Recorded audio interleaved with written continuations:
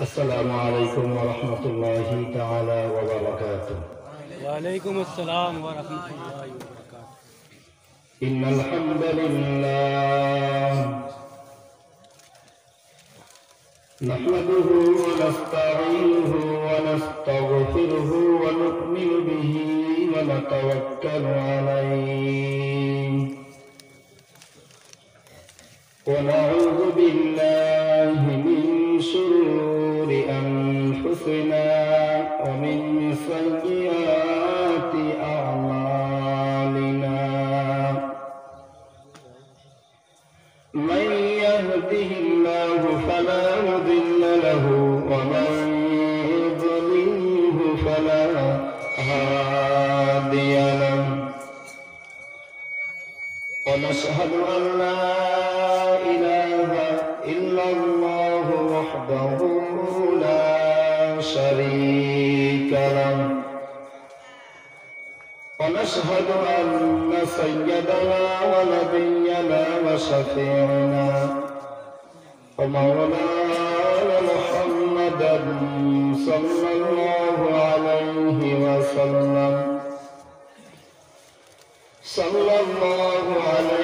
وسلم عبده ورسوله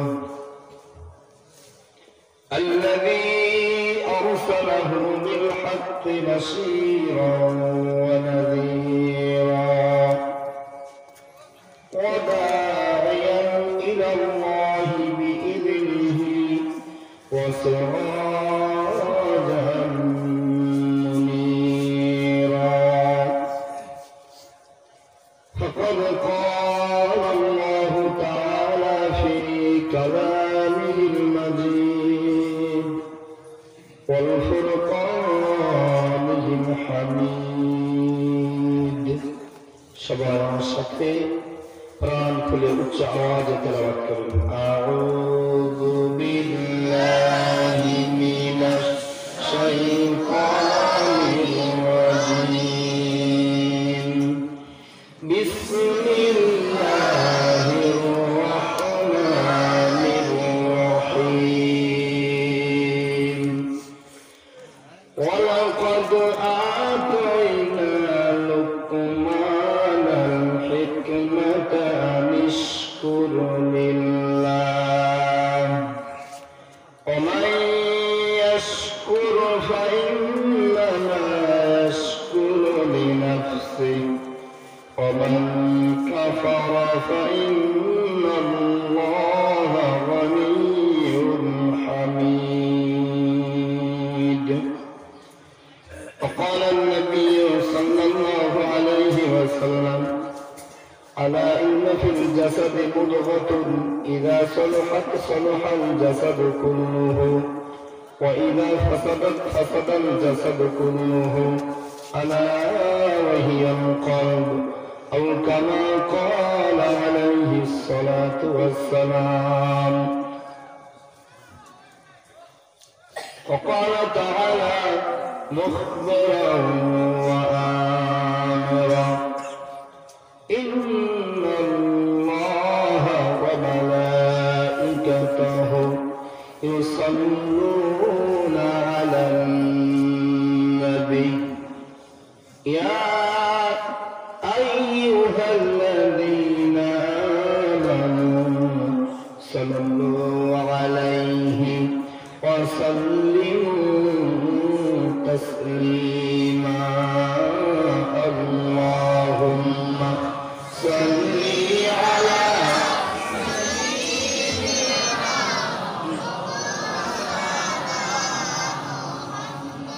وعلى آل سيدنا مولانا محمد جيل بيروي شبه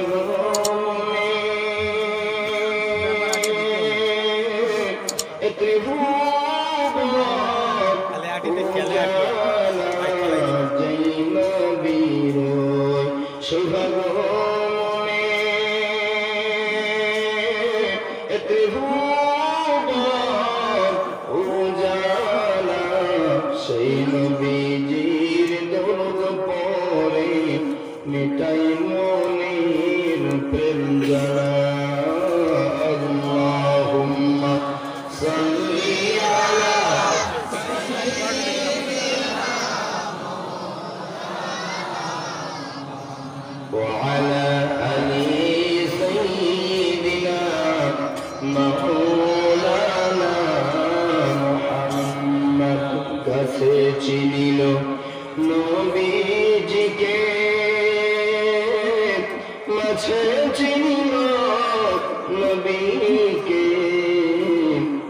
কাছে চিনিল নবীজিকে,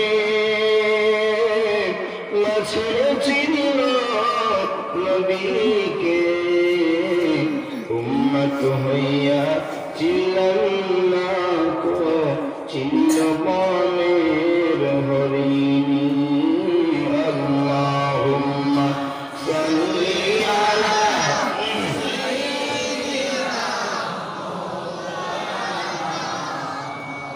ওয়া আলা আলি সাইয়্যিদিনা মাওলানা মুহাম্মদ।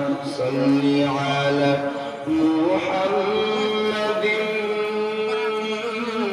সাল্লি আলা সাদরিল আমিন, মুস্তাফা জাইল্লা রাহমাতুল লিল আলামিন।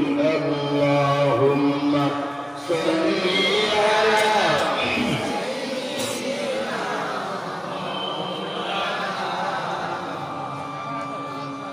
وعلى آل سيدنا مولانا محمد. سبحان الله والحمد لله ولا إله إلا الله. سبحان الله والحمد لله ولا إله إلا الله. سبحان الله والحمد لله لا إله إلا الله. لا إله إلا الله محمد رسول الله. حسبي ربي جل الله ما في قلبي غير الله.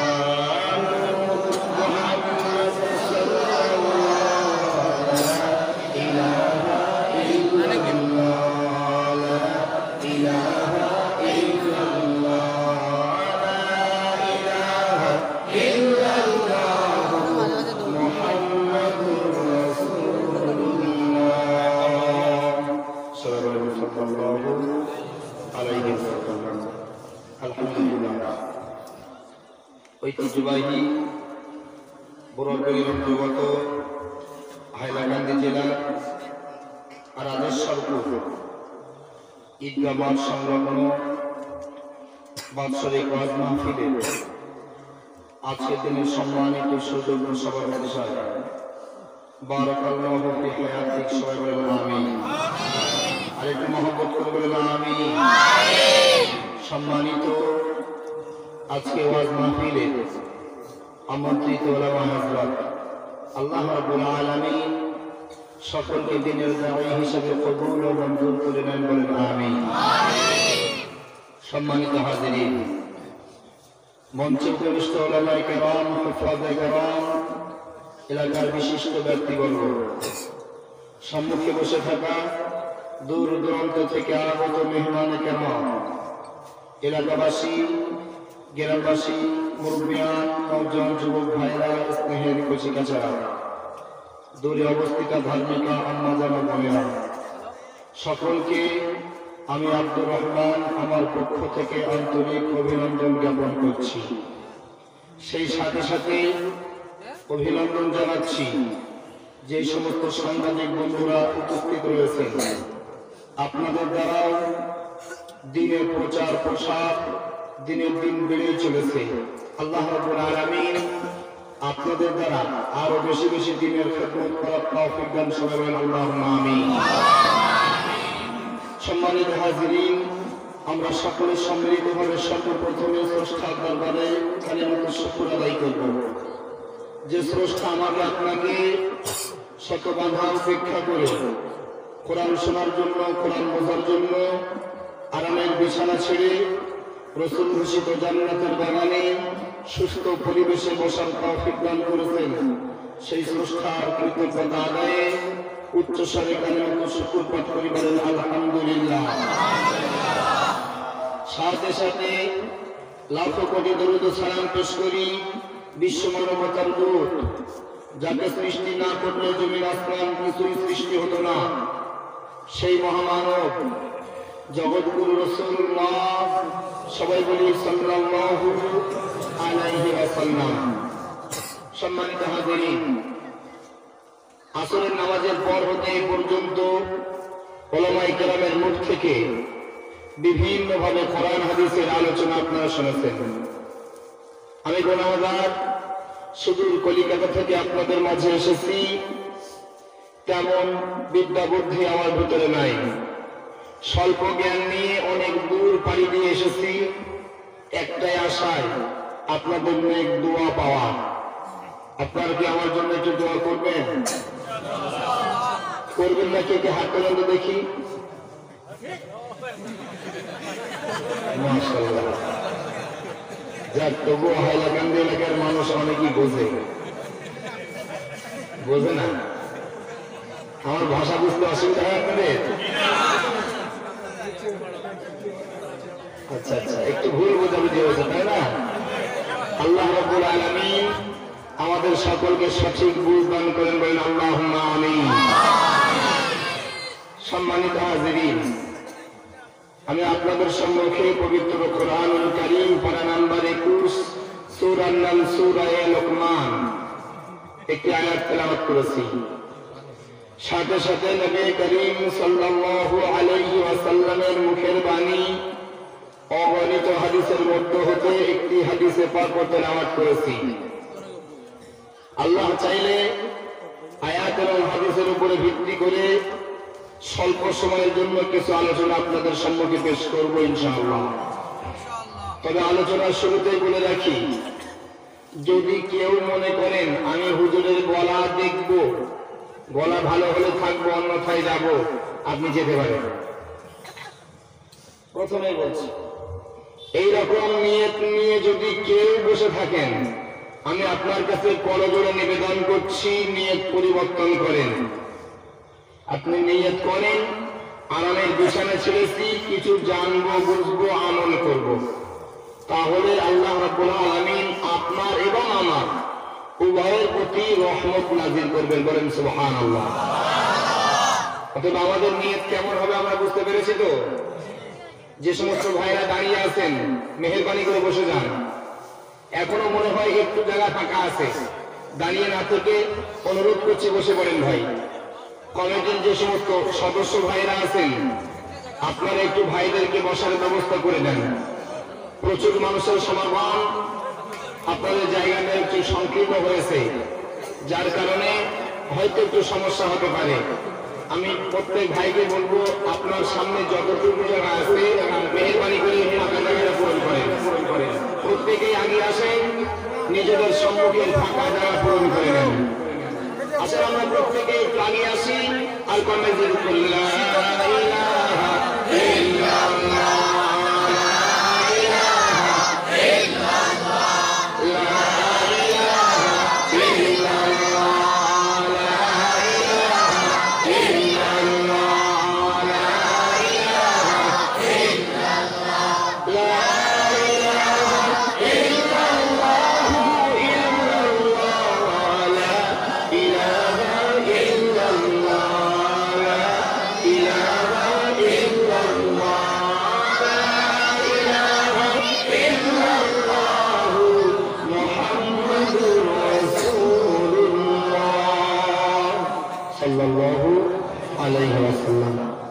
ভাইরা জায়গা ফাঁকা হয়েছে, মেহেরবানি করে বসে যান, দাঁড়িয়ে থাকবেন না। অনুরোধ করছি, কেউ দাঁড়িয়ে থাকবেন না। জায়গা যথেষ্ট পরিমাণে ফাঁকা হয়েছে, আপনারা বসে পড়েন। সম্মানিত হাজিরিন, মূলত আমি যে আয়াত এবং হাদিস আপনাদের সম্মুখে পরিবেশন করেছি,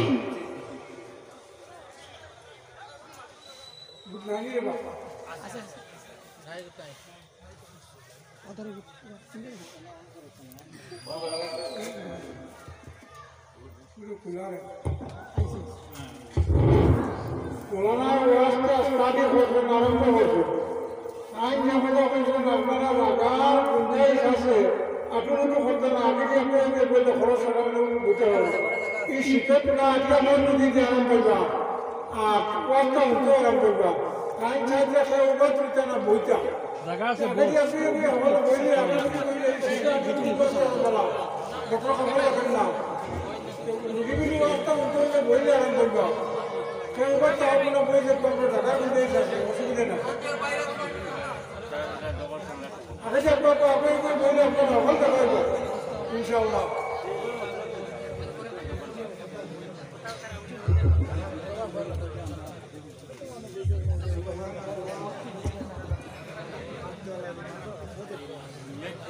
সম্মানিত হাজিরিন, আবার বন্ধ করে মনোযোগ দিয়ে আলোচনা শোনার চেষ্টা করবেন। আমি যেহেতু অনেক দূর থেকে এসেছি, আপনাদের একটা আকাঙ্ক্ষা আছে, আশা আছে যে কলিকাতার হুজুর কি ওয়াজ করে আমরা জানবো। আমি এসেছি অনেক দূর থেকে, আমার উদ্দেশ্য আছে আপনাকে কিছু দিন সম্পর্কে বোঝাবো। অতএব অনুরোধ করছি, কোন প্রকার আলোচনা আওয়াজ নয়, অল্প সময়, যখনই আপনারা বলবেন তখনই মনোযোগ হবে। যত সময় আপনারা নিতে পারবেন চেষ্টা করব দেওয়ার, আপনারা বলবেন আলোচনা বন্ধ হবে। অতএব কোন রকমের হট্টগোল যাতে না হয়। যারা আসতেছে তাদেরকে বসার সুযোগ করে দেন। প্রয়োজনে কমিটির ভাইদেরকে বলবো প্যান্ডেলের সাইডের কাপড় খুলে দেন। প্যান্ডেলের সাইডের কাপড় খুলে দিলে তাহলে ওই সমস্ত ভাইদের বসার জায়গা হয়ে যাবে ইনশাআল্লাহ। সম্মানিত হাজিরিন, আমি যে আয়াত এবং হাদিস পরিবেশন করেছি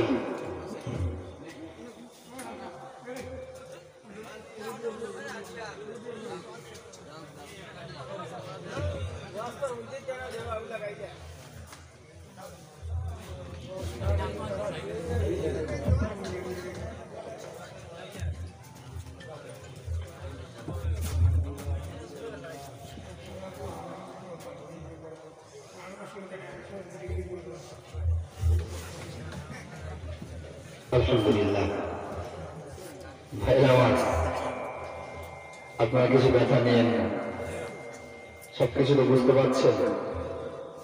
পরিবেশ পরিস্থিতি অনুযায়ী একটু নিজেদেরকেও সামলে নিতে হয়। কথা বলেন নাই? আমি আলোচনা শুরু করছি।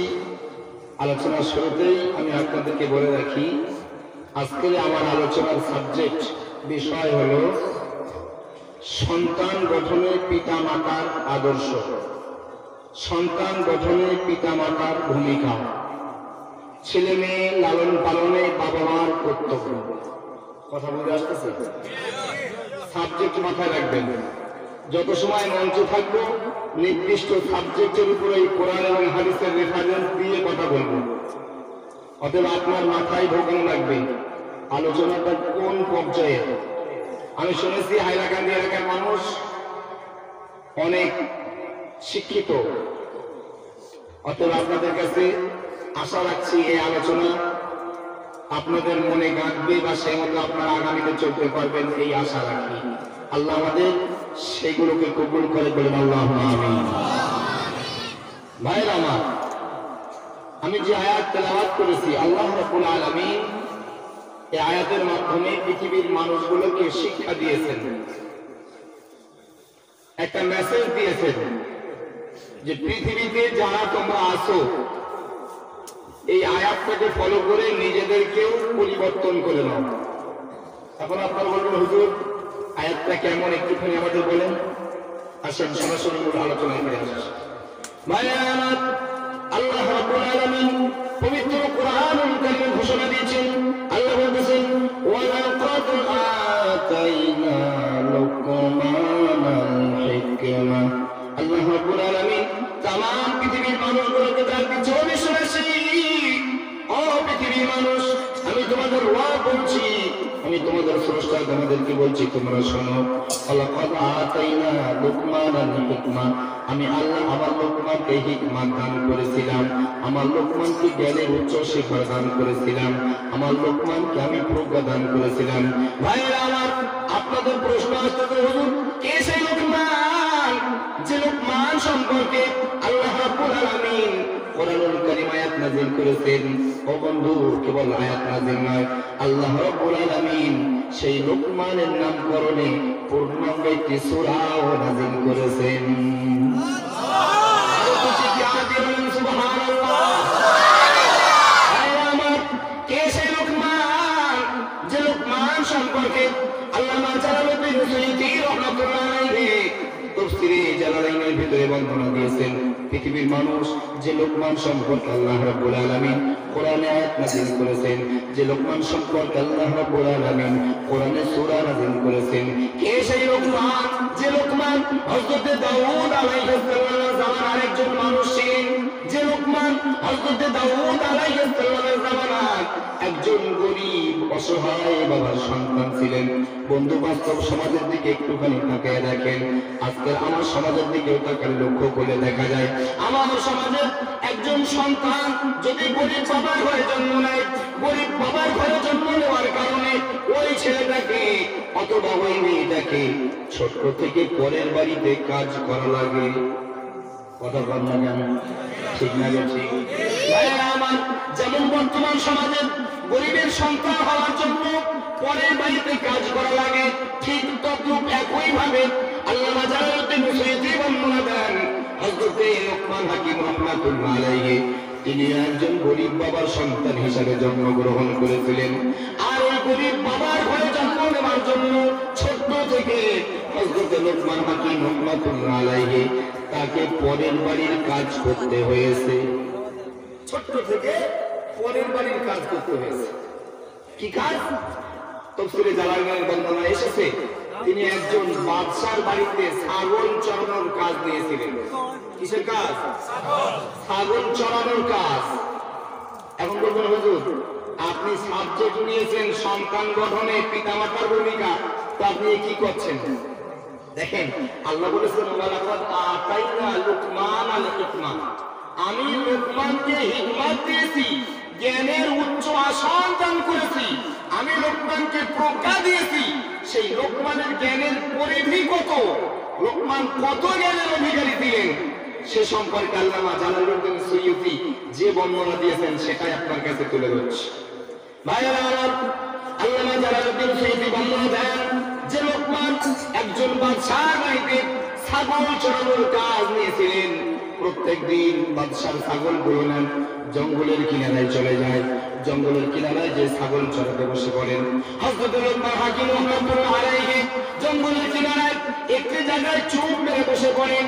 কিতাব বর্ণনা দেয়, লোকমানের নিয়ে যাওয়া ছাগলগুলো লোকমানের চতুর্দিকে ঘিরে দাঁড়িয়ে যায়।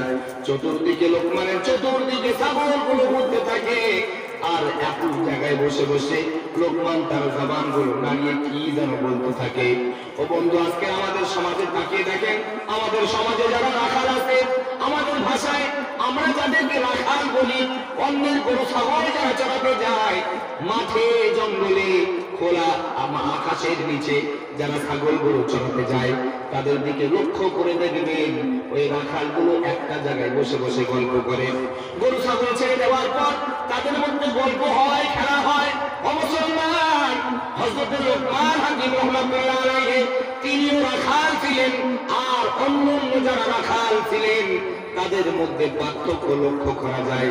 লোকমান একই জায়গায় বসে থাকে, অন্য রাখালরা ছাগলের পেছনে ছোটে।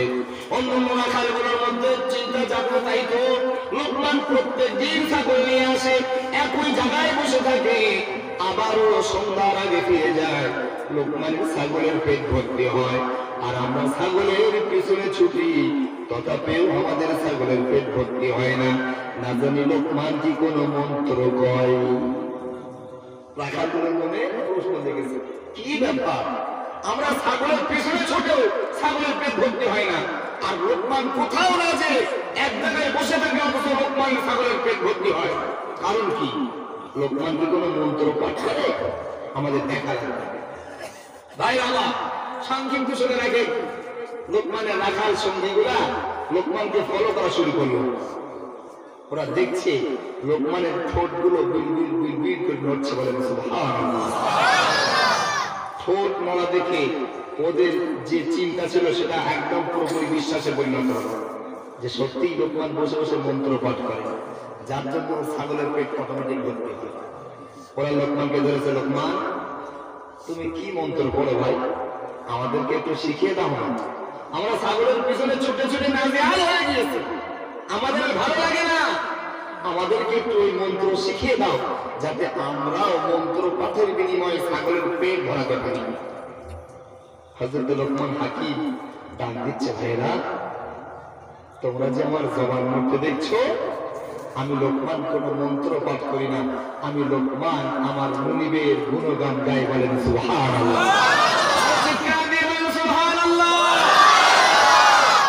ভাইরা আমার, হযরত লোকমানের রাখার সঙ্গী গুণা আমার লোকমানকে ডাক দিচ্ছে, লোকমান তুমি তোমার মুনিবের গুণগান গাও। তোমার মুনিব রাজ দরবারে আরামের সিংহাসনে বসে আছে, আর তুমি বুঝি জঙ্গলের কিনারায় মুনিবের গুণগান গাও। মুনিব বুঝি রাজ দরবার থেকে শুনতে পাই। হযরত লোকমান ডাক দিচ্ছে, সাথীরা তোমরা যে মুনিবের গুণগান গাওয়ার কথা বলছো, আমি লোকমান সেই মুনিবের গুণগান গাই না। ও সাথীরা, আমি লোকমান যেই মুনিবের গুণগান গাই, সেই মুনিব আমার মুনিব, আমার পৃথিবীর মুনিবের মুনিব। সেই মুনিব কেবল আমার একা মুনিব নয়, আমার মুনিব আমার পৃথিবীর মুনিবের মুনিব।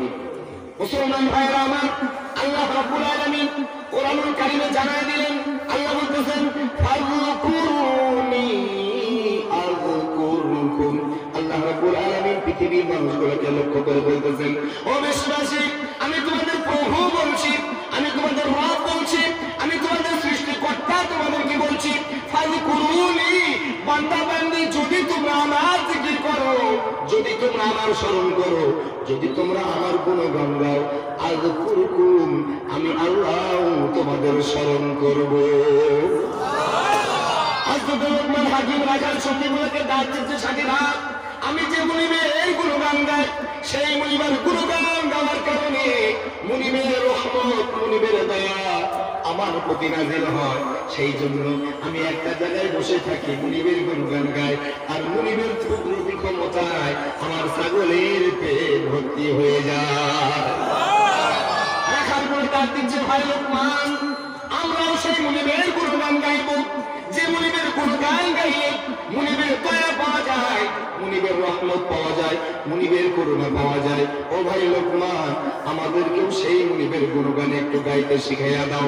হযরত লোকমান হাকিম দিনের পর দিন রাখাল সঙ্গীগুলোকে আল্লাহ সম্পর্কে জ্ঞান দিতে লাগলেন, আল্লাহ সম্পর্কে জানাতে লাগলেন।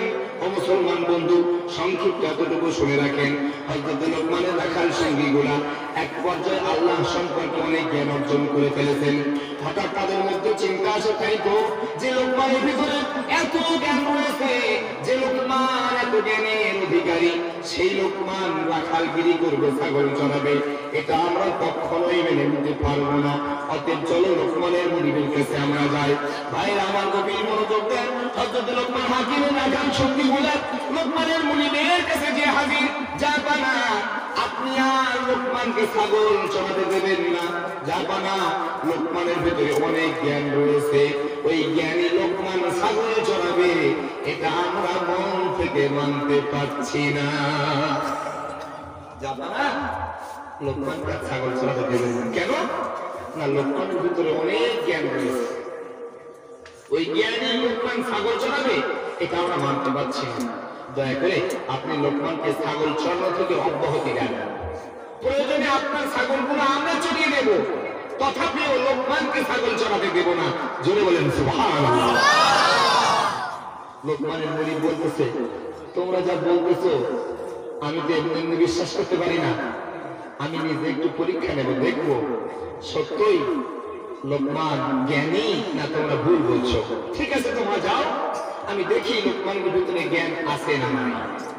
ভাইরা আমার, বিস্তারিত লম্বা আলোচনা নয়, সংক্ষিপ্ত বোঝানোর লক্ষ্যে আল্লাহ বলেছেন, আমি লোকমানকে হিকমত দিয়েছি, সেই লোকমানের হিকমত কতটুকু সেটা বোঝানোর লক্ষ্যে এই বর্ণনা আপনার কাছে তুলে ধরছি। লোকমানের মুনিব লোকমানকে ডাক দিয়েছে, লোকমান, আমার যে ছাগলগুলো তুমি চড়াতে যাও, তার ভিতরে সব থেকে সুন্দর তাজা যেটা আছে সেটাকে জবাই করো, পরিষ্কার পরিচ্ছন্ন করার পর ওর ভিতরে সব থেকে দামি ভালো জিনিস যেটা আমার কাছে নিয়ে এসো।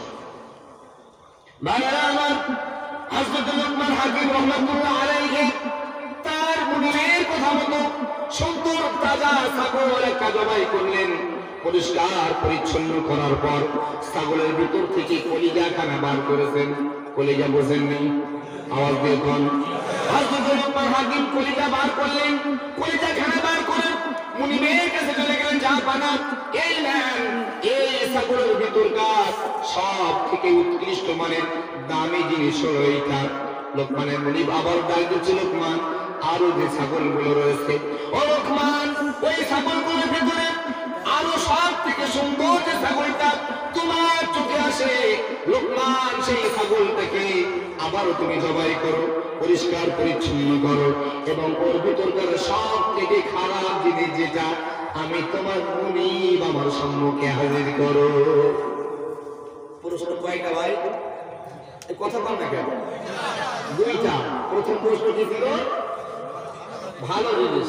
দ্বিতীয় প্রশ্ন খারাপ জিনিস। ওয়াজ মাথায় ঢোকানো লাগবে, শুধু ওয়াজ শুনে বাইরে যাবেন না।